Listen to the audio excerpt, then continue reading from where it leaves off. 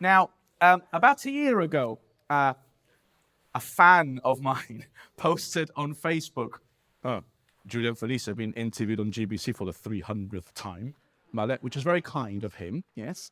But what our next guest might not remember is that the first interview I ever did on GBC was actually with her as like a 19-year-old trying to promote a drama show, as always. And she's got many, much more interesting stories to tell us about all her time working the front line of Gibraltar's news. So please welcome on stage from GBC, Christine Vasquez.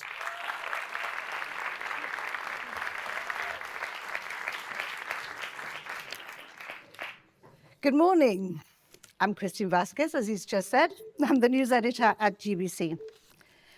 I'm supposed to start now. Good morning. Take two.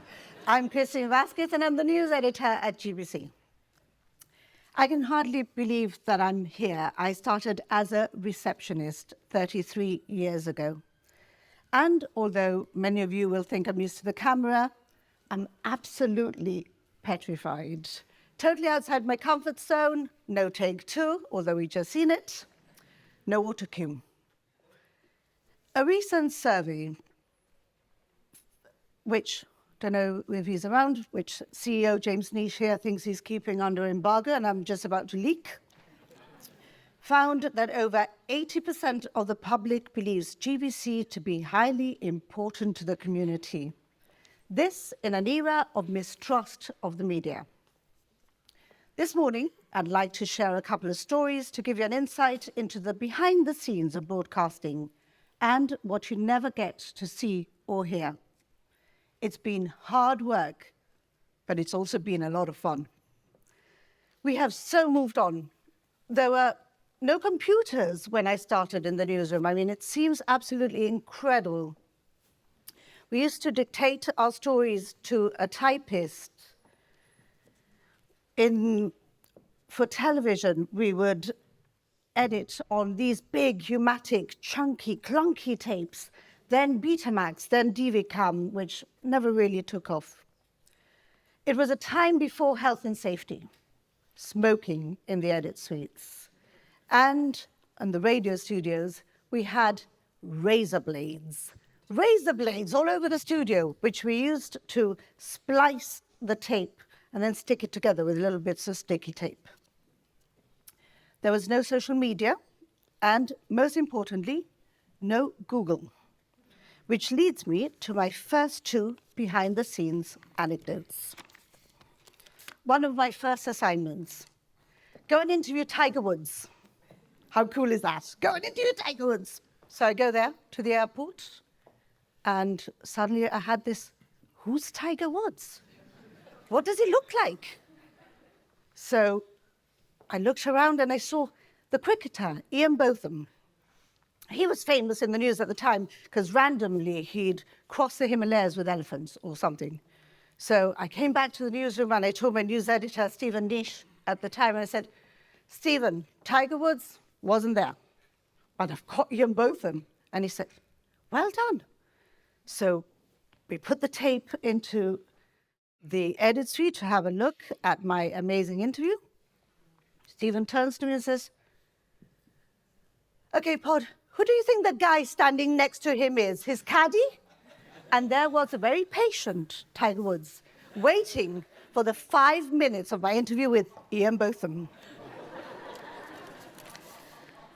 Then I was sent to an art exhibition here at the John Mackintosh Hall.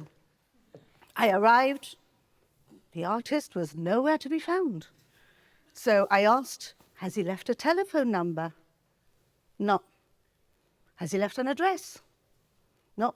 And normally, le decimos que tiene que dejar un address, ¿sabe? So I went back. We had our meeting. Are you going to do a report on the art exhibition? And I said, yes, but there's no interview. You know, I went down there, but he just wasn't there. And they all looked at me in the meeting. There was a lot of laughter. And he's saying, Christine, he's a 19th century artist. Hang on, I didn't have Google, but John Mackintosh Hall tampoco tenía Google. GBC is often accused of not doing enough investigative journalism. But what many don't realize is that behind one line in a story, There could be hours, days, weeks, months of investigation. And then there's el amor propio of getting the exclusive. Sometimes, not often, using unorthodox means. This is where I think I have to apologize in advance to His Excellency. So, I'm a junior reporter, and I decide that I want to scoop the Foreign Office. I want to announce who the next governor of Gibraltar is going to be.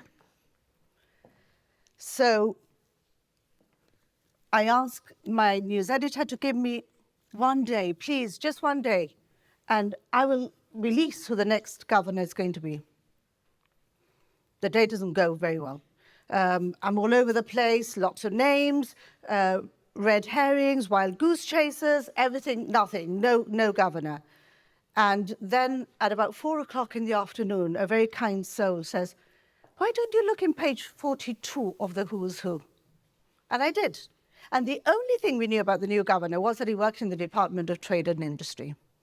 So I look at the Who's Who, Dury, but he wasn't knighted, and that sort of threw us because all the other governors had been sirs. But there it says, Department of Trade and Industry. So, believe me, if there was no health and safety at the time, there's certainly no data protection. So we called DTI. Good afternoon, this is Mr. Dury's niece. I'm lost in London and I need his telephone number, which of course they gave us. So we called Mr. Dury at home. Sir, congratulations on becoming Gibraltar's next governor. He just said, I'm not talking to you, talk to the Foreign Office, hang up. We run that story. That night I did not sleep. I was so worried that we got it wrong. And the next day, I walked into the newsroom and there was a fax from the late Mike Bufal, who used to string for the Chronicle saying, congratulations on your scoop. So we knew we'd got it right. Finding out who the next governor was going to be was a lot easier. Somebody who was very, very drunk told me at a party.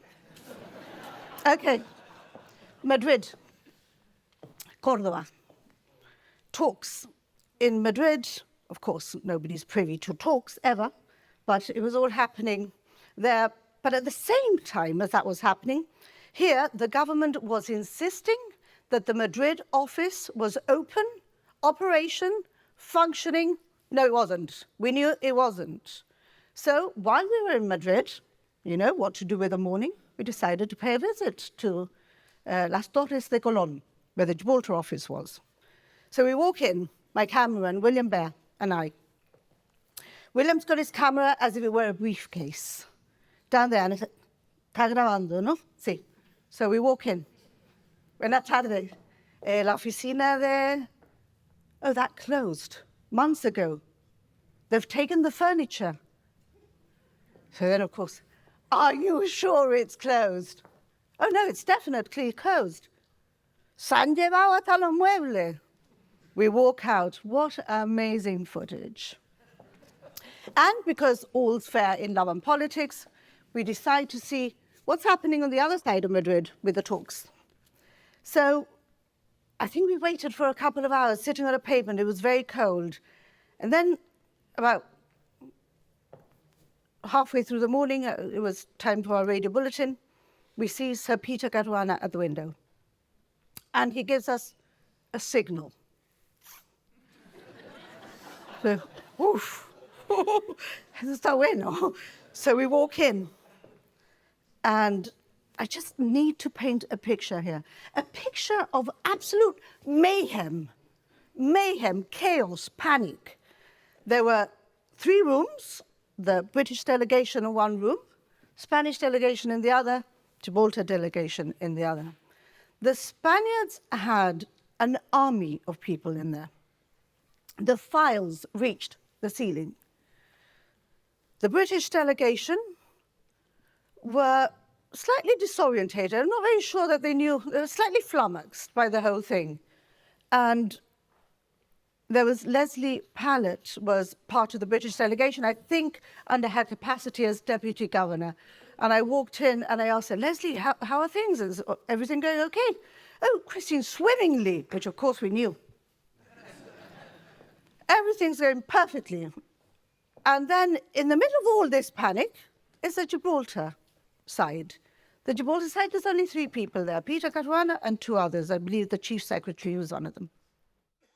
And he's sitting there in his signature pose, almost horizontal, cool as a cucumber, eating the hotel sweeties, and I think his words were, "Esto se ha ido a la mierda." And I looked at him, what's happening? There was so much at stake. Remember, it was the first time a Spanish foreign minister in office was going to visit Gibraltar. So that was at stake, the visit by Miguel Ángel Moratinos. And I said, what's happening? He said, well, one clause, I think it was on the waters, and Gibraltar refused to give up. And he said, okay, no, we will not change this, and they can sort it out, and they can change it, and they can fix it, but we're not moving from this clause, and this has to be changed. And so there was a radio bulletin. I had to give a live piece down the radio, but I couldn't say it to say that I'm here, obviously. So then I had to translate it into journalistic speech, which was something like, the talks have reached an impasse. Believe me, it was quite an impasse. We hear people getting degrees in media, and this is great, but that's not what journalism is about. Journalism is about being a hack, talking to people, hanging around lots of bars, being thick-skinned. Y tener mucha cara. You know, that's what the job is about. The job really places you at the heart of the action, though. I remember covering the Tyler saga. We were first assured by the MOD that there was nothing amiss. So my first piece to camera was on top of a faulty nuclear submarine saying, the Ministry of Defense has assured us this submarine is safe. The next day, to quote the captain of the port and his speech, the ship hit the fan. They brought experts over. I can't remember what the experts were going to say or do, but they brought these experts. The experts were brought over under a cloud of secrecy. Nobody was supposed to know that they were here. GBC caught wind that they were here. And we waited outside the dockyard in the van with my cameraman at the time, Charlie Perez. Waited again, hours. And then we saw 4 guys coming out of the dockyard in suits. They could have been FBI, but we thought they were experts. And so we decided we were going to follow them, and they went to the frontier. Then it all became a bit cops and robbers at one point. They knew they were being followed. They knew that we were following them, the whole thing. So they went faster towards the frontier. We followed them in the van. They leapt out of the car. We leapt out of the van. So Charlie's there with his camera. I'm there with a microphone running behind them. They move from a brisk walk to a run, start running across the frontier. We start running behind them, asking you, are you the Tylus experts? They say, they just legged it across. I mean, we got no statements from them, but the footage, wow, we got amazing footage that day. And with that, I come to 2022. What a year for news, and remember that it came at the back of COVID and Brexit. We covered the Platinum Jubilee, the royal visit. Then there was a fire in the tunnel which led to Gibraltar's water supply being affected. On the back of all that, the OS-35 incident. I remember it was late on a bank holiday, Monday, when I heard there'd been a collision. I told my husband, I'm going in. I think this could be big. We pulled an all-nighter that night with live updates online. Those first 2 weeks, we followed developments with live links every night and 3 a.m. finishes for most of them. And then, the Queen's death. Operation London Bridge had been the bane of every British journalist. The BBC had panic buttons under the editor's desk. It was a red phone moment. And we, as journalists, had all, for years, dreaded that day. That morning, when the royal doctors said they were concerned for the Queen's health, I called my colleague Jonathan Scott up, and I told him that I was popping out for some black clothes. And I said, bring a black chai and a black suit. And I remember feeling the anxiety down the phone. It was, no puedo. De verdad, no puedo. You know, there was like no gas left in the tank in that newsroom anymore. But of course, we did. That day, our whole bulletin had been on the National Day celebrations. We had the governor asking everybody to party. We had to pull it all out the last minute, turn the bulletin round in 90 minutes. The chief minister had been away. We managed to get a statement from him as he was boarding the flight. I think Sir Joe Lozano came live to the studio, as did Sir Peter Caruana. That week, I'm on 0. That week, we broke GBC records with 8 bulletins in a day. We were writing scripts as we were on air. We were covering events live with reporters here and in London, and with live links to the BBC. Maybe this year, 2023, will be a quieter year. We've only got the little matters of an election and a treaty. And then, of course, whatever else life seems to throw at us. But if there's one thing we've learned not to say in the newsroom is, que tranquila está la cosa, no? Thank you very much.